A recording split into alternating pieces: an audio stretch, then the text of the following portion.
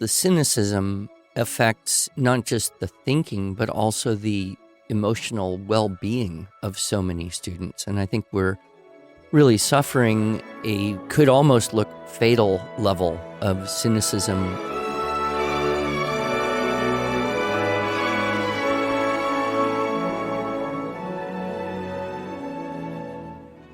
Hello, and welcome to the Arts of Language podcast with Andrew Pudewa, founder of the Institute for Excellence in Writing, or as many like to say, IEW. My name is Julie Walker, and I'm honored to serve Andrew and IEW as the Chief Marketing Officer. Our goal is to equip teachers and teaching parents with methods and materials which will aid them in training their students to become confident and competent communicators and thinkers.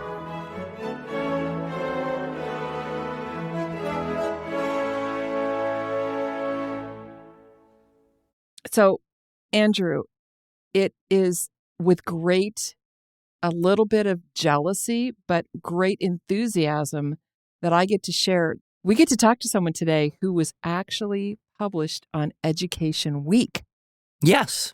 Yeah, and a lot of our listeners may not even know that that's one of the largest teacher publications out there. Yes. And I've mentioned before on a podcast about my desire to someday have IEW have an article in Education Week because it's very influential. Mm-hmm. And so we have a guest today who is talking about, I believe, a very relevant subject for today's educators. Whether you're a teacher or a teaching parent, you need to know more about this topic. And this topic is media literacy. Yeah. So our guest today is Nate Noorlander. Nate, thank you so much for joining us today. I'm so happy to be here. Thank you for the helping me understand how significant I am. I didn't know that that media literacy or that Education Week was such a gold star. Yeah, it really is. It really is. And I know that you and Andrew met rather recently. Well, yeah, we've known each other for several years. And I remember the first talk I went to, I just thought, wow, this guy has a very different idea about history and the study of history and the teaching of history.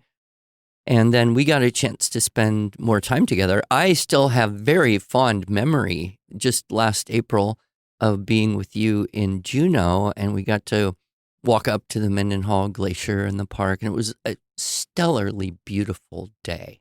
I mean, it was one of the prettiest days that I can remember. And of course, being in Juneau on a beautiful day is a priceless experience. Yeah, absolutely. Anyway, and we had dinner and got to talk. And you had just come out with the new talk on this media literacy, which I sat in.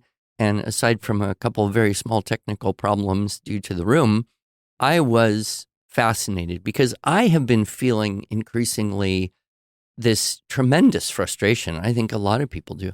I just don't know what to believe anymore. Right. You know, I read something and I just think, how can I possibly know if this is true? Well, and Andrew, I forgot to do this, so I'm going to just insert this right here. Yeah. One of the things that we talk about, especially in our Unit 7, 8, 9, is the importance of an intention getter in the introductory paragraph. I want to read to our listeners what Nate wrote for his attention getter. You can read this essay in a number of ways. He's just like completely honest, right? You might skim it and forget it, the fate of most internet content, or you might take it seriously, consider it against your own intuition and experience, and note points of agreement and disagreement. He's inviting us to be more thoughtful, right? I like this. From a certain perspective, it's interesting that you would take either of these approaches. You wouldn't allow me physically into your home or office just to divert you with my opinions without knowing who I am first. Is it possible that when it comes to media engagement, you're moving too fast? I was riveted. Couldn't put it down. So great writing, Nate. Yeah, there you go. The only thing that could be better than that is if he was like an IEW student when he was younger and grew up to be a writer. Well, as it turns out. I think it sounds like this is the passing of the torch. Well, okay, so give us a little background on what you do with the Nomadic Professor, just so we know, your corporate attachments there and what you do with that, and then how you came into the idea of creating a course on media literacy, and give us just a little bit of history there and what sparks you. So I was a charter and international school teacher from 2012 to 2020. I was teaching history and English. And when I got into IB schools in Beijing, I started teaching a course called Theory of Knowledge, which is a kind of an epistemology course. My degrees, I double majored in history and philosophy. Philosophy was my first interest, and I decided against grad school and had to scramble for something that would give me a career. So I got a history teaching certificate and then an English teaching certificate, and I went that route. In 2020, my brother-in-law and I had been talking about working together for a long time because he's a history professor. I'm a high school history teacher. There was a lot of opportunity for working together. And so in 2020, we decided the opportunity or the time was right. I stopped teaching in Beijing. We were there when COVID started it was totally blindsided us like everybody else. My family left sort of in an emergency situation, very expensive flights out, very hard to get out in February or March of 2020. I stayed around for another month or two. We didn't really know what was going to happen, if we were going to finish out the school year or not. But when the city was just a ghost town for another 6 weeks, I came home as well and finished out the school year teaching online in the middle of the night for a few more months. And then from that point on, I've been doing this full time. So the collaboration is in a couple of ways: a high school approach and high school sort of support and structure of the classroom kind of pairs really nicely with a rigorous college content. So we have that pairing that we think is pretty effective in the history space. The media literacy element comes from, I think, probably studying philosophy and history and English. You'll see, hopefully, as we talk, that there are so many disciplines in my approach wrapped up in studying and understanding the media in a really sophisticated and profound way. So you have context and perspective, as well as sort of tools to hit the ground running.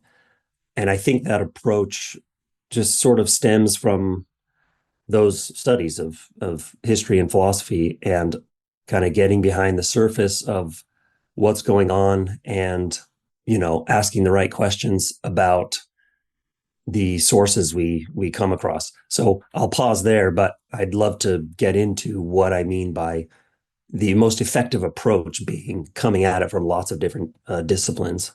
I think what I liked when I first heard you speak was this emphasis on questions. Mm-hmm. We in the world of teaching writing discover the biggest problem for kids is, I don't know what to say, I don't know what to write about, I can't think of anything.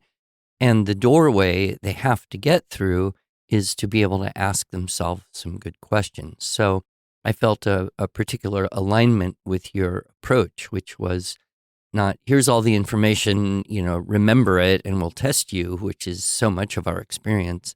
But what are some of the questions that we need to ask to understand the situation a little better? I think also, just so people know, your history material is very engaging in that your team, I guess, travels all over the world and does these history lessons on location, which is a lot more engaging, especially for today's modern student, than just another book and turn the page and look at a picture and read blocks of text and all that. How did you come up with this? Or I guess your brother-in-law or you as a team said, well, let's invest in this idea of going somewhere. Well, and even the name, the nomadic professor. Yeah. and making video, which is, a big undertaking. And then, of course, creating all the content. So you thought, well, this has potential. This, teachers in classrooms would love this. Homeschoolers might like it. And it's very different. How did you come up with this plan?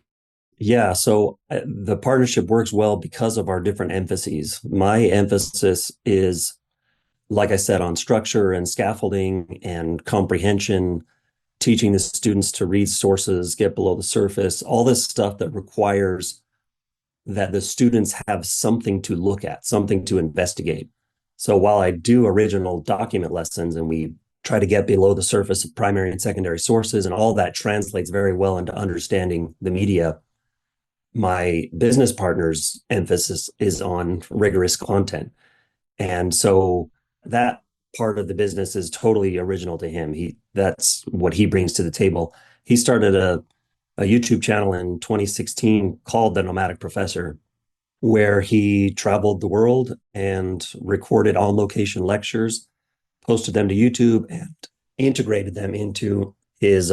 He's an adjunct professor as well as a tenure track professor, and he integrates those videos into his original college courses, which he writes. So he was doing that from 2016 up to 2020. And that's where the nomadic element comes in. And his success rate, his engagement, reactions from students were just so positive. We thought there's definitely something we could do here to turn this into a high school curriculum. He homeschools his kids. It's an audience that he's familiar with. I don't homeschool my kids, but I've learned a lot about the audience and the demographic, and it seems like an audience that is ready and interested in kind of stretching themselves. And the engagement part is huge. Like at the top of this, you mentioned having some kind of hook into your material. Well, I can't think of a more difficult for us to produce, but also a more engaging hook than dozens, hundreds of on location videos that kind of bring the setting to life in all of our history classrooms. But beyond that, our goal is to stretch the student, to help them appreciate nuance and rigor and gray areas and what makes the past complicated. And it's this approach. You mentioned asking questions, and I didn't even speak to the biggest overlap between history and media literacy when I introduced my interest in the subject. The biggest overlap between the two subjects is in the way historians work with sources. That forms a core set of skills that translate outside of the history classroom in a major way. So historians, when we're being casual or not particularly thoughtful, we think of history as the stuff we read in the books, as this kind of fixed, not dynamic, not full of massive opportunities for interpretation and difference of judgment and opinion and conflicting evidence and contradictory points of view and all of that. So when you look at a book that's kind of nice and tidy and wrapped up, it gives a false impression about what it took to generate that narrative. And historians have to work with really challenging bits of evidence, whether it's archival or some kind of physical artifact or witness testimony or secondary research. They have to cobble together their conclusions from such a wide range of source material. And some of it is not good source material. It's not reliable, or it doesn't produce the kind of conclusion they're looking for. And they have to go back and edit their thesis or whatever. And what comes out is what looks like a kind of final objective narrative. But that, one, obscures the work it took to generate that, and two, it kind of gives the false impression that once the story is told, we're done. Yeah.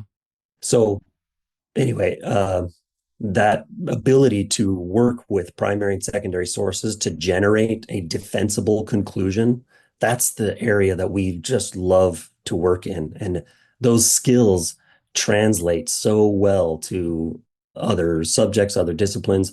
A student who graduates from high school and never picks up a history book again should come away with the ability to be literate with source material in 1,000 different contexts, regardless of their interest in the particular subject of history. So anyway, that's a long way of bringing it back to media literacy. Those skills for sourcing, contextualizing, reading closely, corroborating, that are at the core of the discipline of history. They form sort of the nugget that starts this subject of media literacy. And then we bring in lots of other disciplines and approaches, but that's at the heart of this overlap between the nomadic professor, history on location.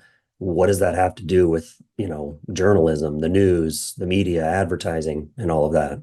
Yeah, I have given a talk called Fairy Tales and the Moral Imagination many times. And in that talk, I will often say, I have become convinced that there's more truth, like capital T truth, in fairy tales than there are in textbooks, because textbooks are always created by someone with an agenda of some sort. You may agree or disagree or like or dislike that agenda, but it's always coming through a filter, whereas fairy tales are unfiltered, raw, painful reality of what it is to be human. And there's an intersection. So I find it very interesting that you're in that intersection between English and creative composition and imagination, history, and then the philosophy and the epistemology at the core of that conflict, I guess. And, of course, everyone's heard the saying, well, winners write the history books, which is probably pretty much true. But I think what we don't consider is that current events are future history, right? Mm-hmm. So all of the media that comes into our life today about what's happening right now will be the stuff that people have to sort through, 20, 50 years from now, if there are people 50 years from now. Andrew. Yeah. I don't know if you wanted me to jump in now. Do you care if I jump in for a second? Yeah, go ahead. Talk about the media. Just build on that idea of the relationship between current experience of media and history and transferable nature of the skills. And then what is your course really, what are the nuts and bolts of your course and how is that going to help? Yeah. So just one observation or anecdote first. I don't know where exactly this fits in, but it seems to be related to your observations. I heard this in a couple of places, but most recently yesterday in a book I was listening to, there was this expression or sort of common understanding in the Soviet Union. The expression was something like this, and I'm not going to get it exactly right, but it was like the future is what is certain. It's the past that, can be reinterpreted and mined for sort of ideological purposes, which obviously flips the common understanding on its head, where it's the future is uncertain, the past is already written. This sort of Soviet style ability to manipulate the past to get it to mean what it needs to mean to support sort of contemporary ideologies and points of view, I think is something that we all sort of instinctively feel. And you mentioned your uncertainty about, I don't know what to believe. Some of that is based on a misuse of the past, a misinterpretation of the past, or an ideologically driven interpretation of the past that makes you feel a little bit of dissonance. Like you can feel something's happening, but you may not be able to identify it exactly. I actually wanted to ask a question related to this. One thing that I try to steer students away from, and I wonder how you address this in your work or interaction with students or presentations, there is this feeling that the word agenda, the word bias, the word ideology, all of these things that we sort of understand lurk beneath the surface of textbooks. There's a tendency to understand that and therefore become a little bit not skeptical, but more cynical, because there's a healthy skepticism and there's a kind of, I can't trust anybody.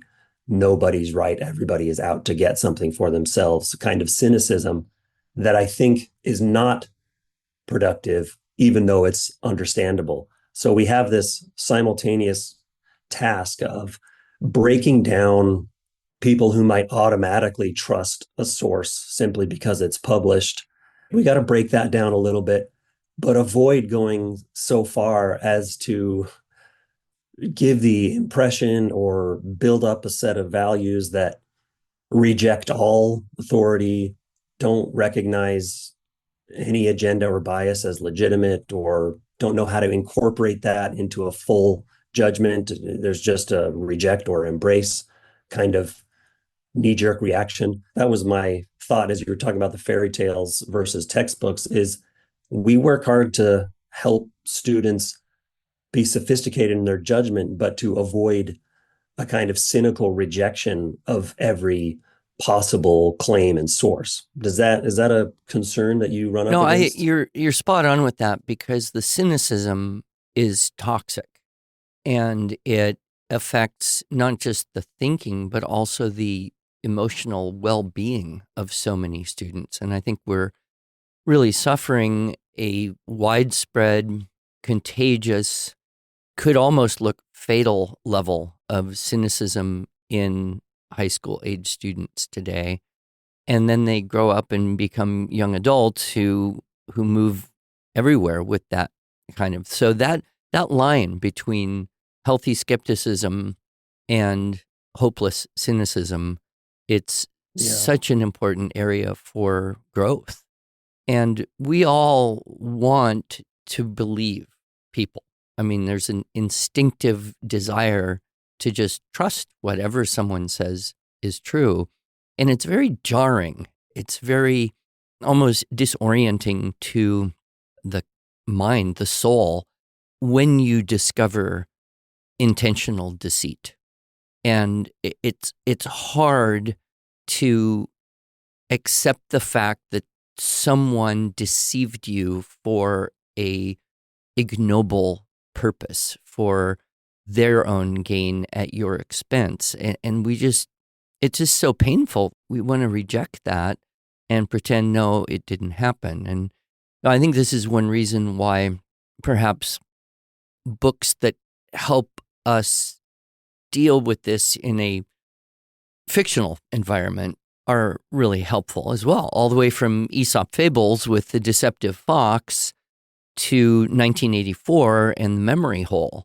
And, where are we in that, and how do we discern and know? Which is what your course is aimed, I believe, at helping us figure out. So tell us how it's structured. You said you've got 5 units or modules, and I assume that you included various, perhaps actual sources that are specious or disagree, or where did this come from?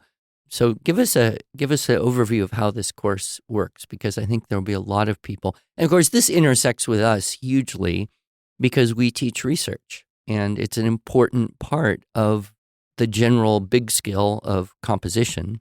And a lot of people are very comfortable in the creative writing world because, hey, you don't have to worry about facts. You just make up whatever you want and be creative and say whatever, and everybody knows you're just doing that. But once you have kids start doing research papers, you're now into a whole different universe of how do you determine your source credibility and convince your reader of that. And if you wanted to mislead people, how would you do that? So tell us how you've brought that to us. Okay. So you're going to force me to get into the nuts and bolts. I like staying in the clouds. Yeah, I know that about you, Nate, which is why before we run out of time, I want our listeners, and I want to have a as clear as possible sense of how this course is lined out and why and who should use it. Yeah, well, thank you. So you're right that our aim is to help students walk this line between healthy skepticism and cynicism. It could be a tagline for my objectives. We want students to come away from this course with confidence. I mean, I should interject that we often suggest that families do this or parents do this course with their students. It may not be entirely at age appropriate for like a 5th grader. They would get something out of it, but a lot of it would go over their heads. So this is high school, then would you say, Nate? Yeah, so we're targeting high school students who are sort of, they have some facility with doing source work.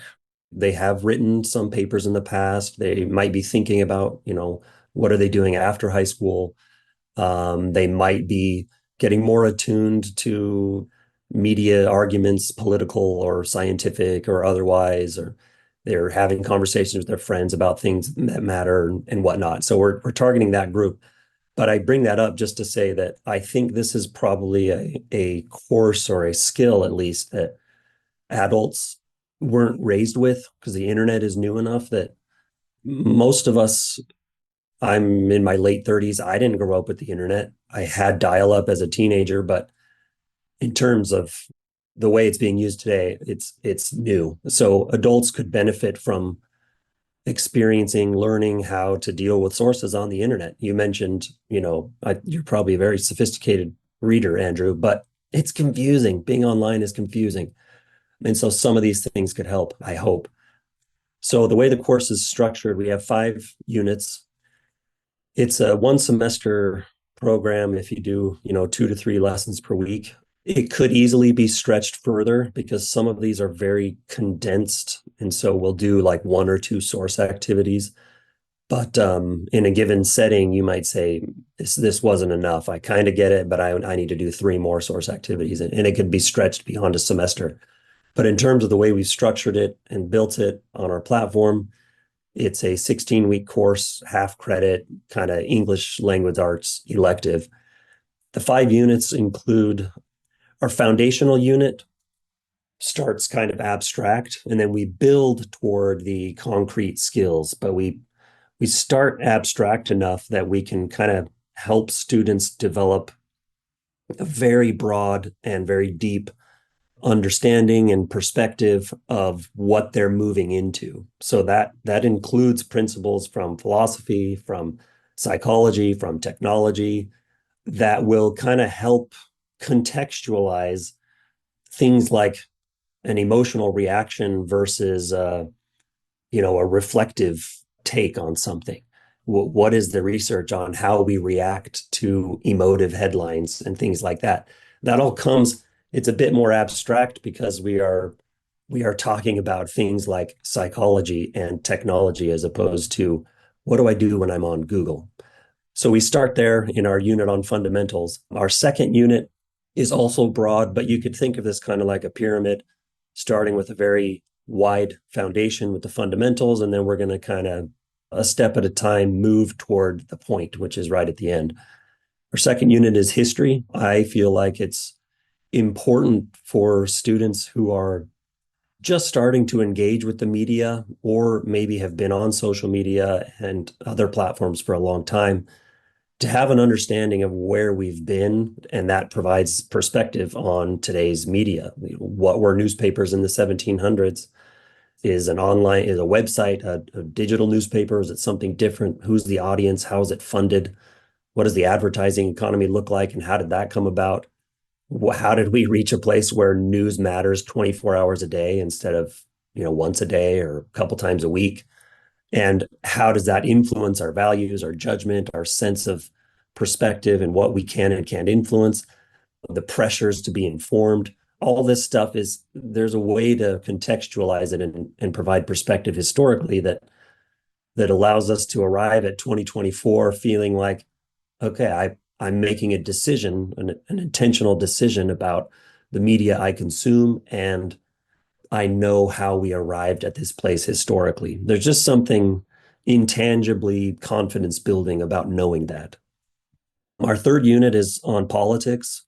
This one I think would be particularly helpful for politically engaged adults, cynical adults, confused adults, because our media presents a politics that, at least on the surface, is extremely partisan, and it's difficult to make a judgment about who's being honest, who's politicians are just wily. It's a wily space. It's hard to grab a hold of anything. So we want to do a bit of laying the groundwork about politics. What does the left mean? What does the right mean? how accurate are these? How historical are they? What do they mean today? What are the stereotypes versus, we come back to psychology in this unit as well, in terms of, is politics more like two people on a stage debating ideas or two people in an auditorium cheering for teams? And there's a perspective shift there that can also be very helpful. And then after that third unit on politics, we get into the lower hanging fruit. Our fourth unit's on language, and the fifth unit's on tools. So in the fourth unit, we'll get into stuff you'll be familiar with from other language arts classes: bias and point of view, framing, implications, inferences, word choice and tone, rhetorical triangle, figurative speech, logic, all this stuff that will help students, once they have some perspective on the articles that confront them, once they kind of have a broad understanding and they're a little bit more deliberate about what they're consuming, well, now they actually have to read stuff and make judgments. So now we get into, how do you interpret? How do you read between the lines? All of these skills that are much more where the, rubber meets the road. And then the last unit is tools. So how do you read laterally? How do you find the original source? How do you Google in a way that is not merely clicking on the first result, but finding effective results, kind of working past algorithmic results as much as possible? How do you conserve your attention so you're doing one thing at a time and making deliberate judgments instead of kind of being scattered across the surface of lots of different noisy tabs at the same time? And that's where we finish, is how do you use the internet and what tools will allow you to be kind of a sophisticated reader who can quickly make judgments about sources and institutions and whatnot to pay attention to and which ones to ignore. There's no silver bullet here. You're not going to come out of this, and be automatically perfectly reliable, but at the very least, you'll have more confidence and a better ability to more efficiently make deliberate decisions about what you spend your time with and what you ignore, how much you allow the noise to kind of be constant and how much you are willing and able to turn it off until it matters. Yeah, this really excites me because I don't know of anything else out there that is seeking to help people in this way. And as you've described it, I obviously am thinking, well, I need this for myself. I need to rescue myself from hopeless cynicism.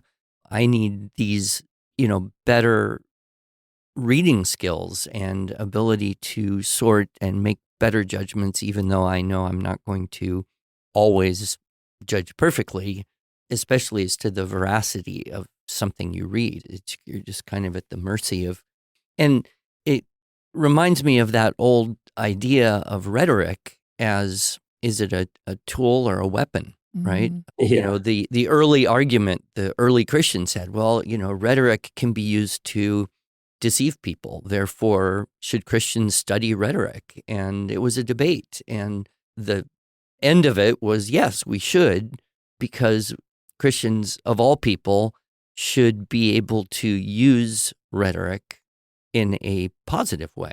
It's kind of like, do guns kill people or do people kill people, right? Is rhetoric harmful, or can people use rhetoric to harm each other?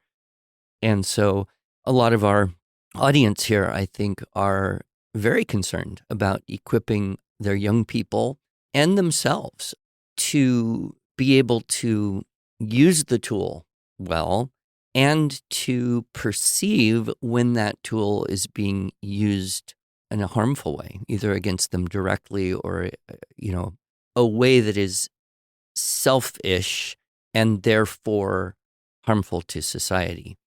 So I do have a question, Nate. What's the media? What's the delivery method of this course? Is this an online course that you are personally teaching to the masses, or do we get to see some of the Nomadic Professor videos? How is this being delivered? Well, you're tempting me to get back into the clouds. But, well, if I buy it, what do I get? Yeah, that's good. That's good. What am I getting? Now I feel handcuffed. So The cloud part of that is what is the irony of some of this is that we have to deliver a course on the media through a Media, medium yeah. Yep. Yep. investigate very closely within the course itself. So the medium is very influential. I'm sorry, can you repeat your If I question? buy this, what do we get? What comes with the course? Is there any printed component, or is it all online, or is it all So it's video, all, or what? Asynchronous learning, all these questions like, what's the yeah. deliverables is what we ask ourselves here when we're doing a new course. So it's all online. You can purchase or you can subscribe. Purchasing gives you access for life, and you can use it for younger students as they age up. Subscribing gives you access for as long as you're subscribed. And it's all asynchronous. So it's pre-recorded video. The videos are usually some combination of introducing a concept, modeling how to engage with a source, and then there is an activity where we engage with real media in some way. If you get into the course, you'll see I use the group Ground News a lot. So we've sort of collaborated with them on building this course. They are a third party group that brings together research from people like All Sides and Ad Fontes and Media Bias Fact Check with the goal of providing you with a one-stop shop for how is a given story being covered by all the different outlets on the spectrum. So you can go to the ground.news and you can search for a headline, something political or something scientific or related to education. Anyone who's covered that story will appear all on one page so you can see, oh, this is how the left is framing it. This is how the right is framing it. This is how many sources are ignoring it. Oh, look, it's being covered by 50 sources on the right and 0 on the left. All that kind of is a good first place to go if you're concerned about political bias. And so I use their tools occasionally to teach certain skills. So we will get into ground news when we're talking about lateral reading or when we're talking about bias.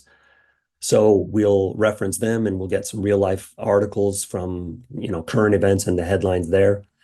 There is a lot in here that could be recorded on location. To date, the branding of the nomadic professor is consistent with this course because of the rigor and the nuance and the approach to thinking and questioning. But the on location element has not yet been incorporated into the course. So all of the video components are just filmed in an office. Are there writing assignments or assignments that students work through, after each lesson, or? So there's a range of assignment types. One is just daily quizzes. So every time they're in a session, they'll do a brief comprehension quiz. Another is dealing with source material. So activities where they're engaging with the headlines in some way or with secondary research on the concept for that day in some way. And then there is a short research paper, a 4 to 6 page research paper on some topic of students' choice. I offer a range of suggestions for people who struggle with an open-ended assignment, but I do ask them and teach them how to kind of structure an argument across multiple pages in the course with the goal of helping them dive into one of these subjects a little more deeply, whether it's politics or language or history or philosophy or psychology, technology. There's a lot of opportunity to dive into any of these subjects deeper. So we do a short research paper. And then as far as the delivery, users can sign up to have the parent or the instructor grade the work. That's our self-graded track. They can sign up to have us grade the work. We have a nomadic professor graded track, or they can sign up for live instruction, which we do through AIM Academy online. All these options are on our site, so you can go and click through and choose the option that suits your needs, but we have all 3 delivery options available. Excellent. Well, I don't trust myself to do the course because I've bought courses and I've never done them all, but I do want to. So I think my method will have to be I get some teenagers and learn it with them and do it and facilitate it. But I'm very much looking forward to see how this unfolds for you. Mm-hmm. It seems like a course that could actually be offered through universities for college credit. And I think Of all the things I've heard you talk about, this perhaps, in my view, at this moment, is one with the greatest potential for positive impact for families. So, Well, I appreciate that. We are working on dual enrollment options, and we have connections with various colleges, and we're aware of sort of the urgency for undergraduates to understand the media, as well as kind of the appropriateness of the content. It would be appropriate for an undergraduate student, so that's on our radar. But in any case, we hope families get something out of it wherever they are. Now you've got a little bandwidth. Having completed this, you probably should start working on how to deal with AI in your academic world, because that is the next hot topic, I'm sure. We do have 2 sessions on AI. They're not in this media literacy course. They're not comprehensive because it's such a fast-moving world, but we at least try to provide a perspective on the basics, some introduction to how to conceive of it. Yeah. Well, there has been a lot of information shared, and I'm sure our listeners are really grateful, especially for this podcast, for our show notes. So we will include a lot of the links, a lot of the resources that we've discussed today, including a link to this 5-unit, 1-semester course appropriate for high school, and potentially a dual enrollment option. And what's the website to go to? It's nomadicprofessor.com, not just nomadicprofessor.com. Okay. Well, you are a delight, Nate. It's been a pleasure speaking with you. Thank you for joining us. Thank you. God bless.